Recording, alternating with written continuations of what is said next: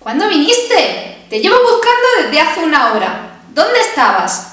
Que sepas que tu ausencia me ha causado un gran trastorno. No haberte avisado, Sonia. Estaba más que entretenido debatiendo con mi madre sus prejuicios clasistas. Ya ves la idiosincrasia de la vida. Que sepas que tu ausencia me ha causado un gran trastorno. Siento no haberte avisado, Sonia. Estaba más que entretenido debatiendo con mi madre sus prejuicios clasistas. Ya ves la idiosincrasia de la vida. ¿Cuándo viniste? Te llevo buscando desde hace una hora. ¿Dónde estabas? Que sepas que tu ausencia me ha causado un gran trastorno. Siento no haberte avisado, Sonia. Estaba más que entretenido debatiendo con mi madre sus prejuicios clasistas. Ya ves la idiosincrasia de la vida. ¡Idiosincrasia! Madre mía, Pablo, me está saliendo sarpullido solo de escucharte. Si es que Madrid me está sentando fatal. ¿O será la ineptitud de Carlos que me está sacando de quicio?